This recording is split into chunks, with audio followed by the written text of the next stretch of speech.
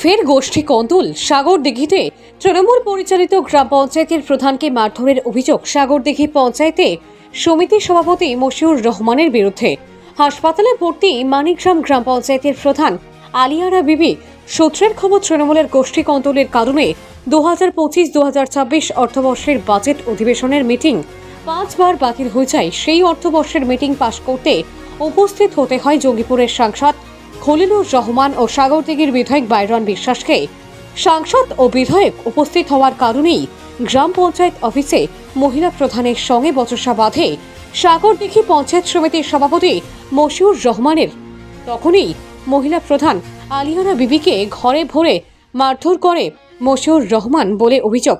ঘটনায় সাগরদিঘি থানায় লিখিত অভিযোগ দায়ের করে প্রধান, যদিও ঘটনা নিয়ে কোনো প্রতিক্রিয়া দিতে চাননি সাগরদিঘি পঞ্চায়েত সমিতির সভাপতি Moshiur Rahman. Bureau report, KTN Bangla TV. হয়েছিল বলতে আজকে আমার বাজেট ছিল, বাজেট পাস ছিল ফণিগ্রাম অঞ্চল, বাজেট পাস ছিল দিয়ে এসেছিল ওই MLA এসেছিল, MP এসেছিল, BDO স্যার ছিলেন ওনার। তারপরে আমার সভাপতি এলো, এসে মানে ওনার পছন্দ লয় যে BDO স্যারকে ডেকেছি, ওই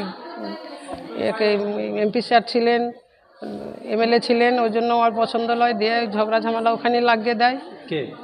মশিউর রহমান সভাপতি, পঞ্চায়েত সমিতির সভাপতি দিয়ে তারপর আমাকে ঘরে ঢুকে আমি ব্যাগ আনতে যাই যে পালিয়ে আসবো বলে, দিয়ে পালার আগে আমাকে ঘরে মশি ঢুকে ধাক্কা দিয়ে ফেলে দিল। ধাক্কা দিয়ে ফেলে দেওয়ার পরে আমাকে পারাম করে একটা চড়, তারপরে আমাকে গায়ে হাত দিয়ে টেবিলের পরে গায়ে হাত দিয়ে মারধর করেছে। এখন কোথায়? এখন হসপিটালে আছি, আমার অনেকটা রক্ত পড়েছে। হ্যাঁ, থানাতে আমি কমপ্লেন জানিয়েছি। 6 বার এবারকার, 6 বারের মধ্যে এবারকার হলো, 5 বার পাস করতে দেয়নি। কে দেয়নি? ওই সভাপতি দেয়নি, পঞ্চায়েত সমিতির সভাপতি, আর কিছু মেম্বার দেয়নি। আপনি? আপনার নাম? আমার নাম আলিয়ারা বিবি, আমি মণিগ্রাম গ্রাম পঞ্চায়েতের প্রধান।